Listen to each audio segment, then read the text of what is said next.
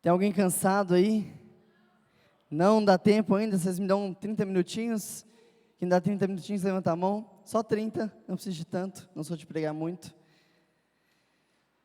Ontem o Samuel pregou aqui pra gente, o Samuel falou um pouco sobre o nosso desafio nesse mundo, de que a gente não é daqui, e por isso Deus colocou no nosso coração essa temática de astronauta, de universo, porque o astronauta, ele é enviado a um outro mundo, a um outro planeta, com uma missão, com um desafio, e ele não pode se perder na sua viagem, ele não pode se encantar, não pode se esquecer.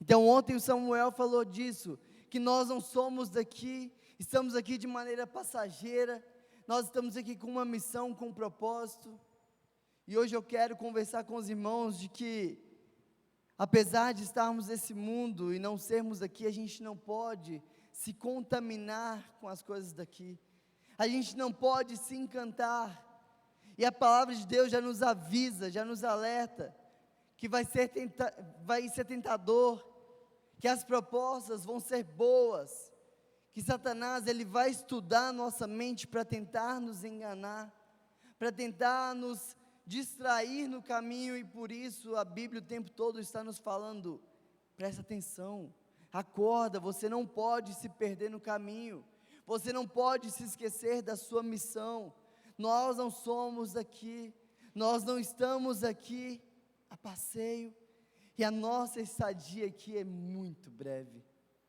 Talvez você tenha a impressão de que 80, 90, 100 anos é muita coisa, mas a eternidade de Deus é como se a gente pegasse esse púlpito de uma ponta a outra, e os primeiros 2 centímetros fosse a nossa vida aqui na terra, e todo o restante é eternidade. E quantas vezes a gente se esquece de tudo isso por causa daquela pontinha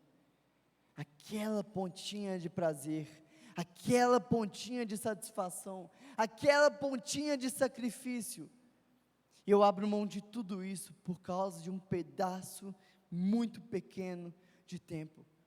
Por isso hoje eu quero que a gente entenda que da mesma forma que nós não somos deste mundo, nós não fomos feitos para consumir, para se encantar, ou para se confundir com as coisas daqui, e não se contaminar é como viver em santidade.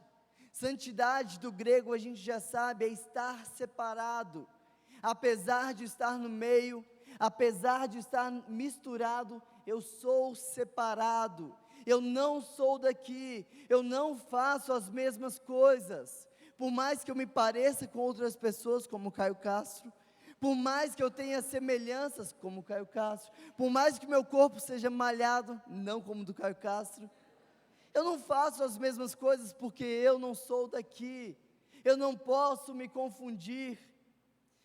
Eu fico brincando que eu pareço Caio Castro, e eu tinha um cabelo grande como o dele, até que um dia o Juan falou assim: mano, você não parece o Caio Castro, você está parecendo o Jean Willis. Eu cortei o cabelo na hora. Aquele dia minha vida mudou, mano. Mudei meu estilo de roupa, mudei tudo. Mas a gente precisa ter em mente que nós não somos daqui. É como a origem da palavra sincero.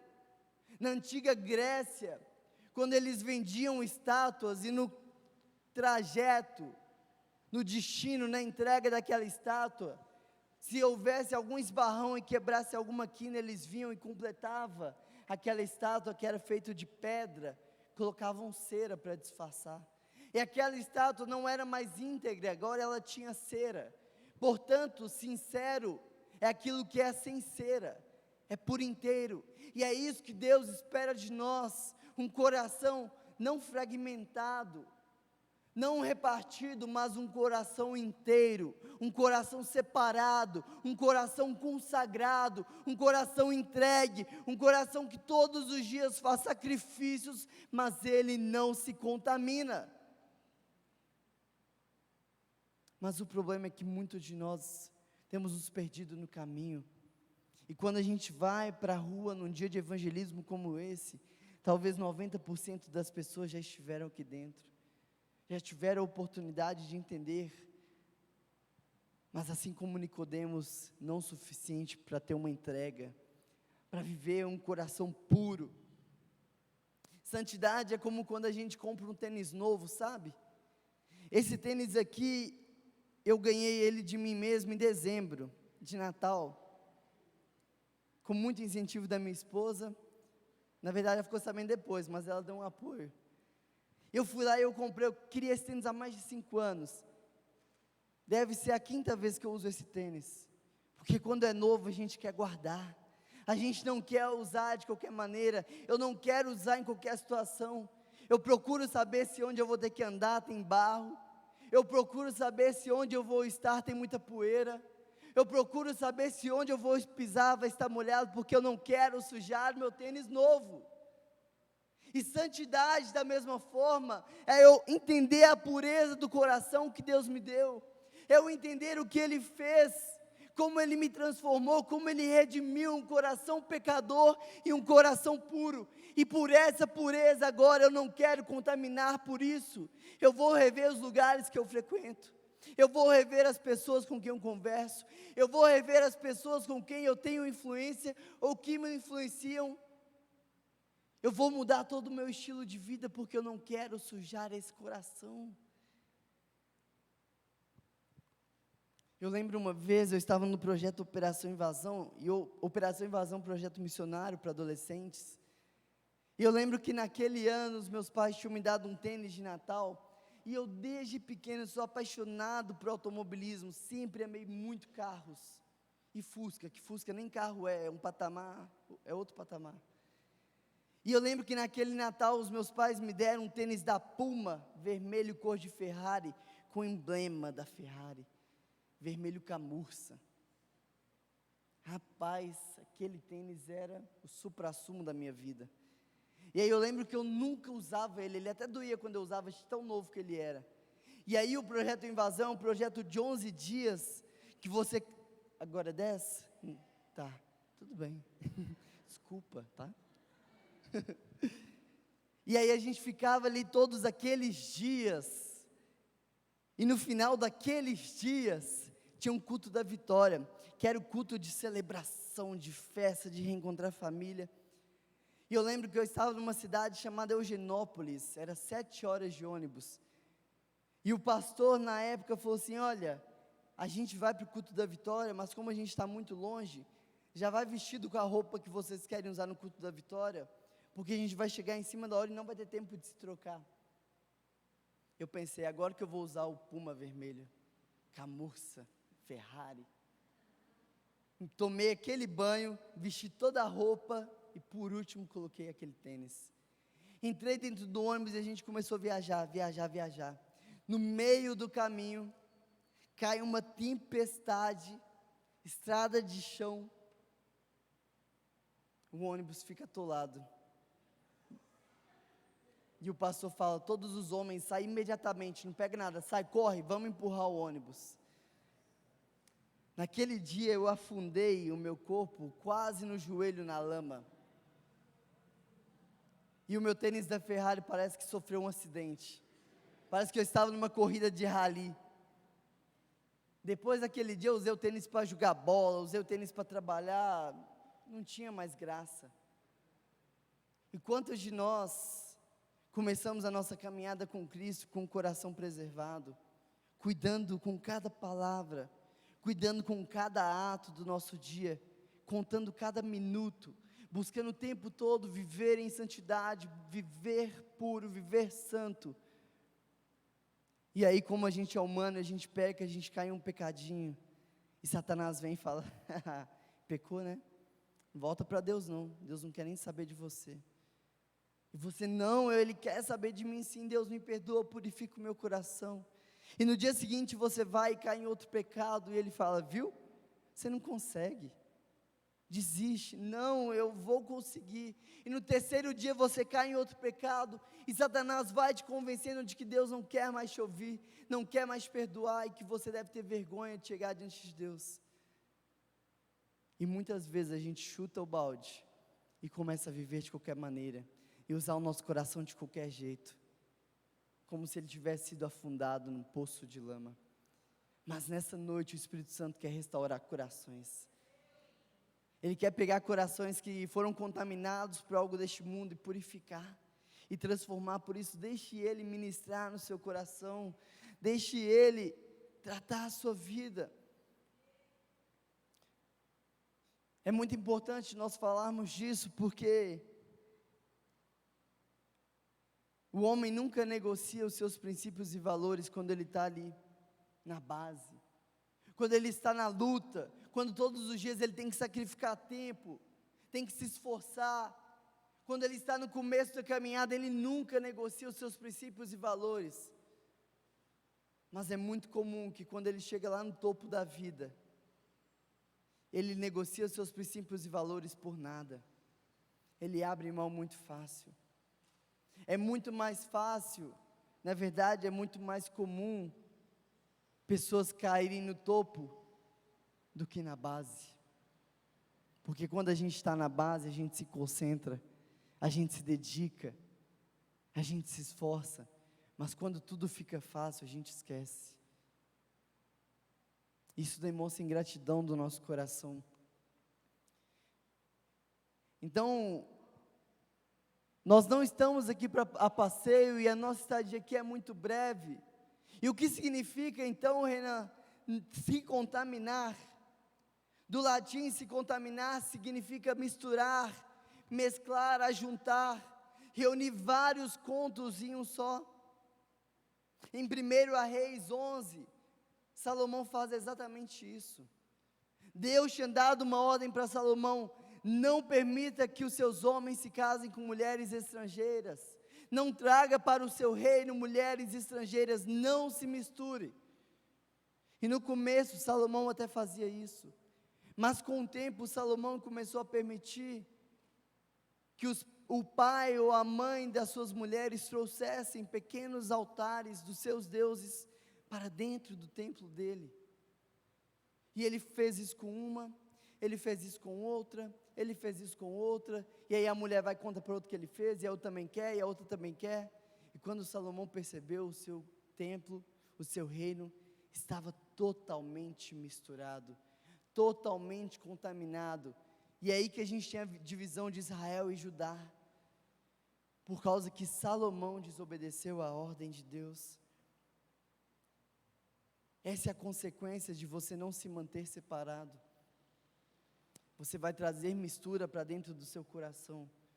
Você vai trazer mistura para dentro da sua família. Você vai trazer mistura para dentro da sua casa. E quando você percebe, já está tudo devastado.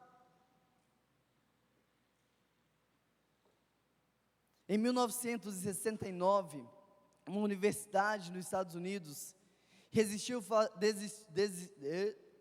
decidiu fazer um teste. Eles queriam fazer uma pesquisa, e essa pesquisa se chama Janelas Quebradas. E eles pegaram 2 carros, não é Fusca, porque Fusca não é carro, é outro patamar. Pegaram 2 carros, exatamente iguais, do mesmo modelo, mesma cor, mesmo ano, completamente novos, 0 bala. E colocaram um daqueles carros num bairro nobre dos Estados Unidos, na Califórnia. E o outro carro eles colocaram no subúrbio, num bairro muito pobre dos Estados Unidos. E eles começaram a observar o comportamento das pessoas. E passou uma semana, o carro que estava estacionado em uma rua na Califórnia, permaneceu no mesmo estado, perfeito, um pouco empoeirado, mas sem nenhuma quebra, nada. Já o carro que estava no subúrbio, em uma semana eles roubaram as rodas, os faróis, quebraram os vidros do carro, roubaram o som, roubaram tudo que estava dentro do carro. E eles concluíram algumas coisas sobre cultura. Mas não satisfeitos, eles foram lá na Califórnia e fizeram um pequeno quebrado na janela com uma pedra. Em 2 dias, aquele carro também estava totalmente quebrado. Sabe por quê? A gente dá valor por aquilo que está no começo, que está limpo, que está puro. Mas aquilo que a gente já vê que está quebrado, a gente faz a mesma coisa. E a nossa tendência é derrubar o que já está caído. A gente acha lindo e admira o que está limpo, o que está puro, o que está novo. Mas quando algo já está caído, a nossa natureza humana é fazer com que caia cada vez mais. Eu estou falando isso porque talvez você se encontre assim nessa noite. Você começou a sua caminhada cristã cuidando muito do seu coração, policiando tudo que cerca, tudo que te envolve, tudo que você assiste, tudo que você consome. Mas aos poucos, depois das investidas de Satanás, e de tanto ele confundir a sua mente, te convencendo de que você é daqui, você já nem está cuidando mais e está depreciando o seu coração e a si mesmo. Abra sua Bíblia comigo em Daniel capítulo 1. E para mim não tem como falar de se separar, de se preservar e não falar de Daniel. Daniel capítulo 1, versículo também 1, nós vamos ler até o 20. Você vai ler mais a Bíblia hoje do que leu no ano todo. Espero que seja brincadeira isso. Daniel 1, 1. Vamos ler. No terceiro ano do reinado de Jeoaquim, rei de Judá, Nabucodonosor, rei da Babilônia, veio a Jerusalém e a sitiou. E o homem entregou Jeoaquim, rei de Judá, nas suas mãos e também alguns dos utensílios do templo de Deus. Ele levou utensílios para o templo do seu Deus na terra de Sinear e colocou na casa do tesouro dos seus deuses. Depois, o rei ordenou a Aspenaz, o chefe dos oficiais da corte, que trouxesse alguns dos israelitas da família real e da nobreza. 4 jovens, sem defeito físico, aqui já nenhum de nós iria, de boa aparência, piorou, cultos, inteligentes, e que dominassem os vários campos do conhecimento, e fossem capacitados para servir no palácio do rei. Ele deveria ensinar-lhes a língua e a literatura dos babilônios. De sua própria mesa, o rei designou-lhes uma porção diária de comida e de vinho. Eles receberiam um treinamento durante 3 anos, e depois disso passariam a servir ao rei. Entre esses estavam alguns que vieram de Judá: Daniel, Ananias, Misael e Azarias. O chefe dos oficiais deu-lhes novos nomes. Olha aí Satanás confundindo. A Daniel deu o nome de Beltesazar, a Ananias Sadraque, a Misael Mesaque e a Azarias Abidnego. Daniel, contudo, decidiu não se tornar impuro com a comida e o vinho do rei, e pediu ao chefe dos oficiais permissão para se abster deles. E Deus fez com que o homem fosse bondoso para com Daniel e tivesse simpatia por ele. Apesar disso, ele disse a Daniel: tenho medo do rei, o meu senhor, que determinou a comida e a bebida de vocês. E se ele os achar menos saudáveis do que os outros jovens da mesma idade, o rei poderia pedir a minha cabeça por causa de vocês. Daniel disse então ao homem que o chefe dos oficiais tinha encarregado de cuidar dele, de Ananias, Misael e Azarias: peço então que você faça uma experiência com seus servos durante 10 dias. Não nos dê nada além de vegetais para comer e água para beber. Depois, compare a nossa aparência com os dos jovens que comem a comida do rei, e trate os seus servos de acordo com o que você decidir. Ele concordou e fez a experiência com eles durante 10 dias. Passados os 10 dias, eles pareciam mais saudáveis, mais fortes do que todos os jovens que comiam a comida da mesa do rei. Assim o encarregado tirou a comida especial e o vinho que haviam sido designados em lugar disso, ele lhes dava vegetais. A esses 4 jovens, Deus deu sabedoria e inteligência para conhecerem todos os aspectos da cultura e da ciência. E Daniel, além disso, sabia interpretar todo tipo de visões e de sonhos. Ao final do tempo estabelecido pelo rei para que os jovens fossem trazidos à sua presença, o chefe dos oficiais os apresentou a Nabucodonosor, E o rei conversou com eles e não encontrou ninguém comparável a Daniel, Ananias, Misael e Azarias, de modo que eles passaram a servir ao rei. E o rei lhe fez perguntas sobre todos os assuntos que exigiam sabedoria e conhecimento. E descobriu que eles eram 10 vezes mais sábios do que todos os magos e encantadores de todo o seu reino. Abaixe sua cabeça, vamos orar.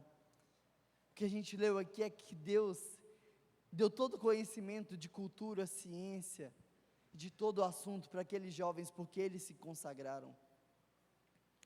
Peça a Deus para repetir com você. Peça a Deus para fazer isso com você, não para a sua glória, mas para a glória dEle. Fala, Deus, eu quero me consagrar, eu quero manter meu coração puro, para a sua honra e sua glória. Deus, fala comigo nessa noite, meu Pai. Ora aí.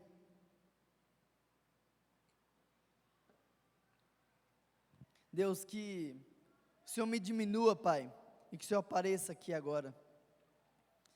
Que não seja o Renan falando, mas o Teu Espírito Santo, e que o Teu Espírito Santo conversa, Pai, tudo que eu falar, em tudo aquilo que o Senhor quer dizer a cada coração nessa noite. Em nome de Jesus que a gente ora, amém. Então, só para vocês entenderem, Nabucodonosor manda sequestrar alguns jovens, e a Babilônia naquele período era o império, era o primeiro país de todo o mundo, era referência em tecnologia, em gestão, em sabedoria, e ele sequestra esses jovens, para que eles vão fazer um intercâmbio, eles iam investir na vida deles, iam ensinar, eles iam estudar, eles iam ser confundidos de sua identidade, para que depois de um tempo eles fossem obrigados a servir ao rei para sempre, porque assim o rei ele ia tirando a força dos outros impérios. E para você entender aqui, ele faz isso com esses 4 jovens, e o que o rei quer fazer é confundir a cabeça deles, porque o rei podia mandar, e seria até inteligente de uma gestão, contratar um cozinheiro mais barato, mais ralé, para fazer uma comida mais barata para eles, pegar a sobra e dar para eles, mas o rei quer conquistar o coração deles, o rei quer confundir a mente deles. Por isso ele fala que era para eles comessem tudo que o rei comia, tudo de melhor. E a gente vê a história e acha que é fácil abdicar, mas o que a gente está falando aqui é do suprassumo, a melhor alimentação. Eu tive a oportunidade ano passado de tomar um café da manhã com o governador de Minas Gerais, e eu só tive a oportunidade disso porque o Juan não podia no dia. Que bom que você não podia, Juan, o café estava maravilhoso. Acho que eu nunca comi tanta coisa gostosa e coisa que eu nem conhecia igual aquele dia. Era isso que Daniel estava experimentando, ou na verdade ele teria a oportunidade, mas ele tinha tanta sabedoria que ele entendeu a estratégia do rei, e a primeira coisa que ele chegou e ele fez, foi decidir não se contaminar. E é isso que eu quero que você decida nessa noite, que não importe o preço que Satanás queira pagar pelos seus princípios e valores, não importe o que ele coloque na sua frente, se seja um cargo, seja dinheiro, seja pessoa, seja fama, você não vai se contaminar, você vai decidir se preservar. Por isso, nessa noite nós vamos conversar alguns pontos, e o primeiro dela é que você precisa entender que você não é daqui. Olha o versículo 8, o que diz: Daniel, contudo, decidiu não se tornar impuro com a comida e o vinho do rei. Ele pediu ao chefe dos oficiais permissão para se abster deles. Entenda que você não é daqui. E talvez você esteja dizendo: Renan, eu sou daqui sim, eu pareço com as pessoas daqui, eu gosto das coisas daqui, eu não lembro de ter vindo de outro lugar, então me prova que eu não sou daqui. A forma que eu tenho de te provar que você não é daqui é com a própria Bíblia, e eu trouxe aqui alguns textos que Jesus diz, e está aqui para você acompanhar comigo. Em João 17, 15, 17 diz: Não rogo, Pai, é o Jesus falando, para que os tires do mundo, mas que os proteja do maligno. Eles não são do mundo, como eu também não sou. Santifica-os, ou seja, separa-os na verdade. A tua palavra é a verdade. João 8, 23, mas ele continuou, vocês são daqui de baixo, falando para os fariseus, e eu sou lá de cima. Vocês são deste mundo, eu não sou deste mundo. Nós somos filhos deste Deus que não é deste mundo. Mais um aí para você ter certeza. João 17, 14, deles a tua palavra e o mundo os odiou. Olha aí você querendo ser de algo que te odeia. O mundo os odiou, porém eles não são do mundo, como eu também não sou. Entenda que você não é deste mundo. Entenda que o mundo pelo qual você veio é um mundo da qual a cultura é a generosidade, da qual a cultura é repartir, nunca somar, mas sempre repartir, sempre entregar para aquele que falta e nunca faltar para nós. O mundo do qual nós somos, não haverá dor, não haverá ranger de dentes, não haverá sofrimento, não haverá choro, só haverá gozo, regozijo, alegria na presença do Pai. É um desfrute eterno daquele que nos criou. E se você não consegue compreender o que é eternidade, quer entender o que é uma coisa muito boa, imagine um Fusca 68, totalmente clássico. Tá bom, vai. Imagine uma praia que o homem nunca tocou, água cristalina, água morna, os peixes aparecendo. O mesmo Deus que criou aquilo, é o Deus que estará cuidando de você por toda a eternidade. Você não é daqui, meu querido. Nós não somos daqui, nós não estamos aqui a passeio. Como em uma aeronave, uma espaçonave, nós fomos enviados para cá em uma missão. E eu preciso entender qual é essa missão da minha vida e agora praticar e viver.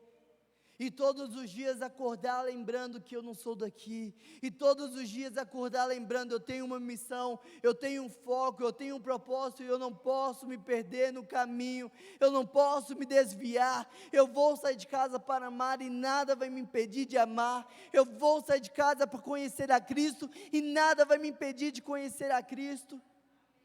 A palavra de Deus fala para aquele que põe a mão no arado, não pode olhar para trás. Eu morei 3 anos no Rio Grande do Sul, e no sul mesmo, lá no meio de plantação de trigo e soja, e lá eu pude entender o que esse texto está dizendo. O arado, ele tem a missão de separar a terra, para que depois venha plantando, e se você desviar 1 centímetro o arado, você vai perder muito espaço, porque vai ficar tudo torto. Quem põe a mão no arado tem que estar o tempo todo focado, olhando para frente, não pode se distrair, não pode olhar para o lado, é o tempo todo com os olhos fitos no autor e consumador da minha fé, é o tempo todo prestando atenção naquele que me criou, naquele que tem um propósito para mim, e eu não olho para os lados, eu olho para aquilo que é invisível aos olhos, mas é essencial para a minha fé. É não se distrair, é não se distrair com as atrações deste mundo. E Satanás te conhece, ele sabe como te distrair, ele sabe como te tirar do foco. Quem põe a mão no arado não pode olhar para trás, tem que estar sempre concentrado naquilo que Deus te criou para fazer, é conhecer e desfrutar todos os dias de relacionamento com Ele. O problema é que a gente é muito influenciável. Eu morei 3 anos no sul e comecei a falar igual sulista. Tem alguns aqui, mas desculpa, é um pouco feio o sotaque. Quando o Juan me ligava, eu falava, bah, mano, ele desligava na minha cara. Não estou brincando, não. Depois eu mudei para São Paulo, onde eu conheci minha esposa. E quando eu percebi, eu estava falando, ah, mano, não brinca, meu. A gente vai pegando tudo do qual a gente convive, e a gente se esquece que não somos deste mundo. E a gente começa a se confundir, querer se vestir igual e querer se comportar igual e ter o mesmo foco de vida, meu irmão. Não olha para o lado, não olha para trás, põe a mão no arado e olha para frente. Você não é deste mundo. Entenda isso.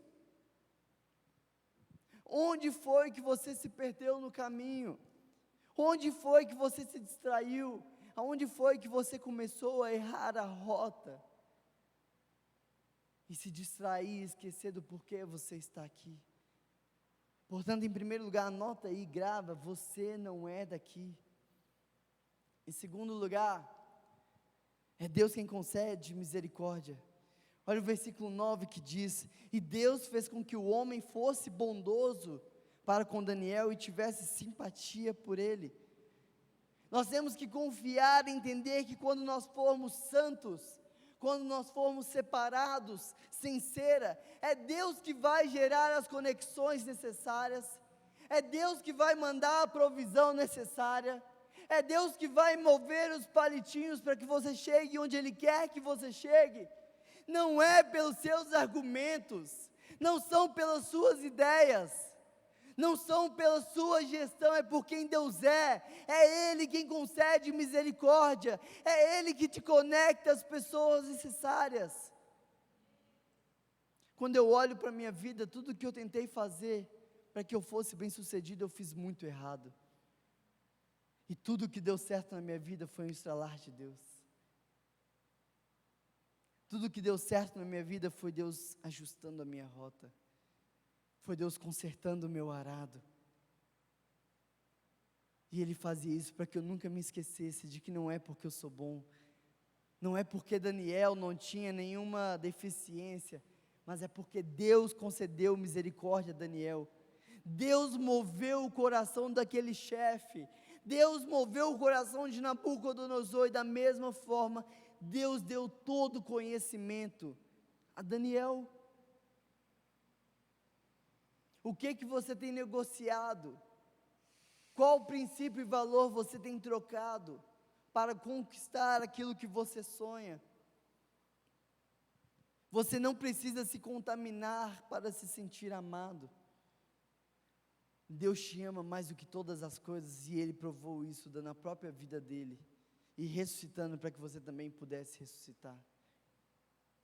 Você não precisa se contaminar para conseguir a promoção que você precisa, porque você só levanta para trabalhar todos os dias, porque Deus está te dando força, porque Deus está te capacitando, porque Deus está gerando conexões para que você chegue, não onde você sonha, mas onde Ele quer que você chegue. Você não precisa se contaminar para crescer na vida, porque é Deus que gera o crescimento. Ele nos compara aos lírios do campo, eles não semeiam, eles não colhem, e não falta o que vestir.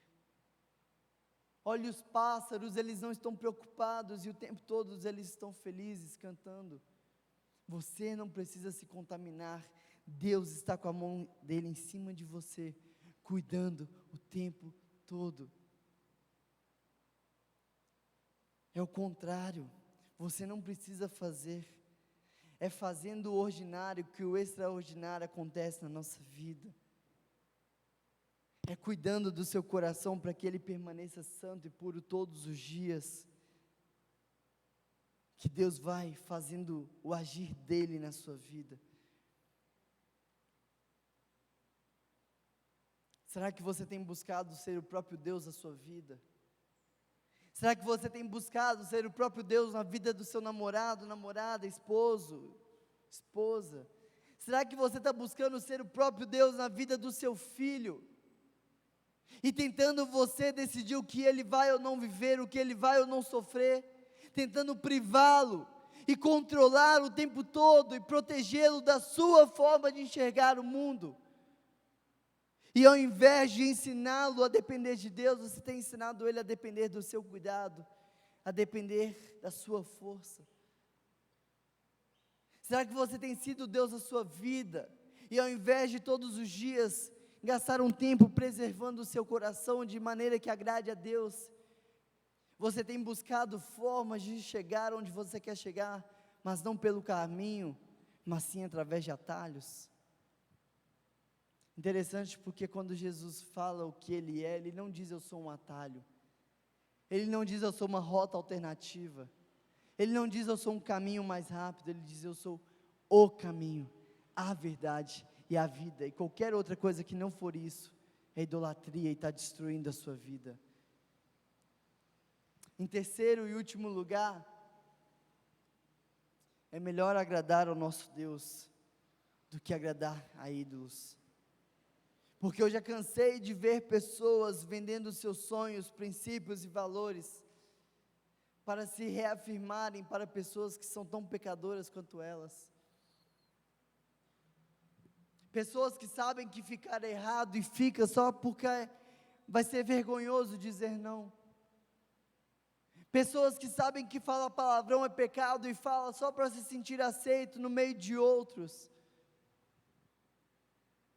Pessoas que sabem que sonegar imposto é pecado, é errado, é crime, mas sonega só para se manter bem com o chefe. Pessoas que sabem que mentir é errado, mas aceitam uma mentirinha ou outra para não ser demitido. E estão o tempo todo tomando decisões de agradar a pessoas que erram, do que agradar aquele que deu a vida por você. Olha o versículo 15, o que diz: passados 10 dias, eles pareciam mais saudáveis e mais fortes.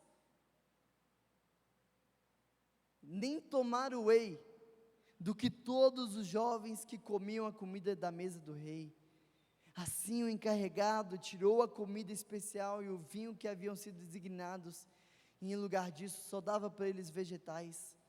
E esses 4 jovens, Deus deu sabedoria, inteligência, para conhecerem todos os aspectos da cultura e da ciência.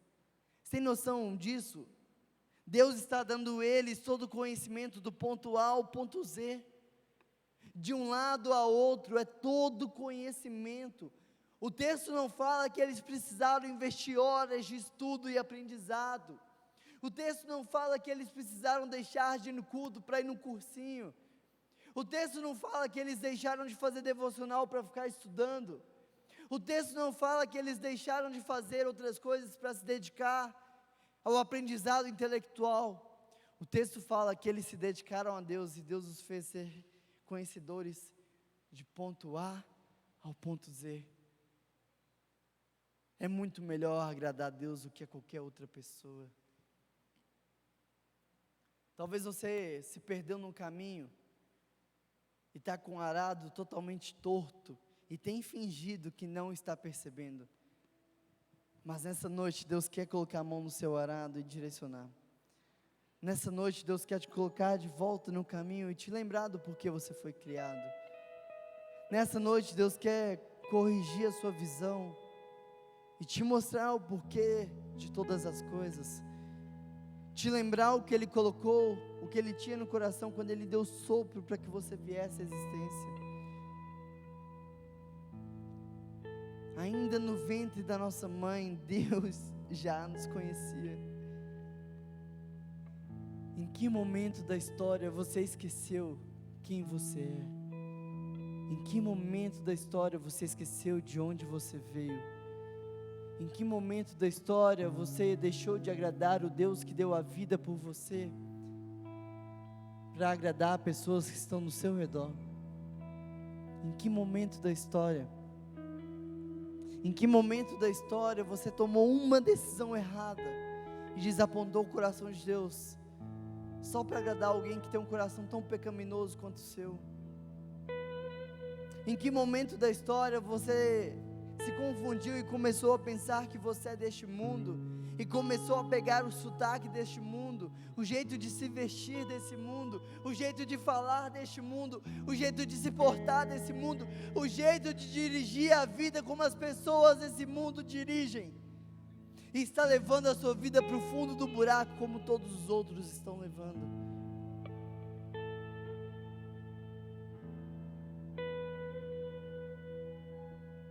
Em que momento da sua história você parou de tratar o seu coração como um tênis limpo, que você quer ter limpo o tempo todo?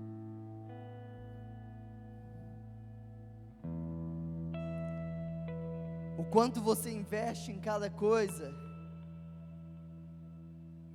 diz o quanto você a ama. O quanto de tempo, dedicação, esforço, dinheiro você investe em cada coisa, determina o que o seu coração mais adora. Não é o que você fala. Não adianta você falar: Renan, eu adoro a Deus, e na primeira oportunidade você deixa de vir à igreja adorar a Ele.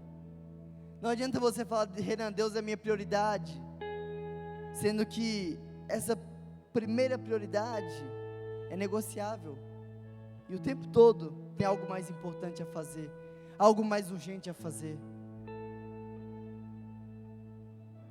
Onde você tem dedicado de fato a sua vida? Um soldado, ele morre por uma missão. Aquelas pessoas lá fora estão morrendo por uma causa. E nós que temos uma causa tão justa, tão digna, estamos aí perdidos no caminho. Deixa Deus ministrar no seu coração nessa noite. Feche seus olhos. Deixa Ele falar onde foi que você errou.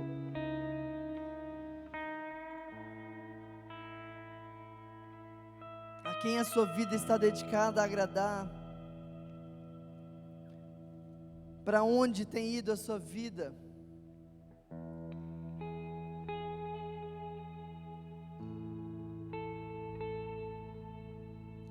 Talvez você sujou o seu tênis na lama. Talvez o seu coração está totalmente contaminado, totalmente sujo, e você olha para si e fala: eu não consigo sair daqui, eu não tenho força para sair de onde eu cheguei.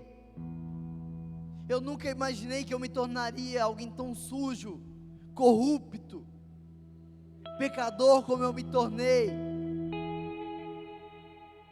E como um carro atolado na lama, você pensa: eu não tenho força para sair daqui sozinho. E Deus está dizendo: é só você me pedir ajuda, que eu vou te tirar desse poço de lama, e eu vou te mostrar o oceano limpo e totalmente puro que eu tenho para você. E a diferença da lama e de um oceano é que na lama você não consegue sair, na lama você não consegue se mexer, na lama quanto mais você tenta sair do lugar, mais você se suja, mais você se contamina, mais você se perde. Mas no oceano, quanto mais você fica imergido, mais você flutua, porque não é mais sobre a sua força, mas é a força do oceano sobre você. É isso que Deus está falando nessa noite. Está na hora de você parar de lutar com suas forças e se entregar, e se deixar flutuar na minha graça, e deixar que eu te leve para onde eu quero te levar, e deixar que eu purifique o seu coração, que eu santifique a sua mente, que eu te lave com o meu sangue, e que todos os dias eu te dê uma nova oportunidade. Nunca foi sobre nós, sempre foi e sempre será por Ele.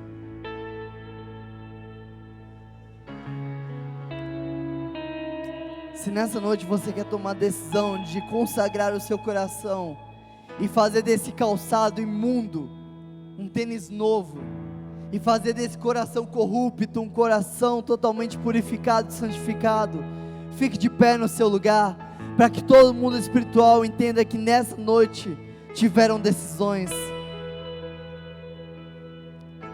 para que nessa noite posturas foram tomadas,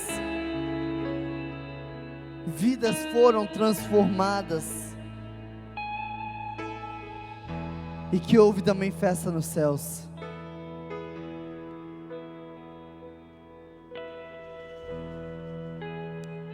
Continua de olho fechado, todo mundo de olho fechado. Se nessa noite você entendeu que o seu coração está totalmente afundado na lama do pecado, e quanto mais você se esforça para sair, mais você se afunda, e quanto mais você tenta, mais você se atrapalha. Mas nessa noite você quer colocar o seu coração aos pés da cruz e quer entregar o seu coração para Jesus. Não tem ninguém olhando, eu e você. É o seu momento, é a sua hora. Faz um sinal com a sua mão. Aleluia, glória a Deus. Glória a Deus. Não permita que nada te atrapalhe. Vença a si mesmo agora. É uma luta no mundo espiritual. Levanta a sua mão. Se entregue. Se permita. É uma batalha espiritual pela sua salvação nesse momento.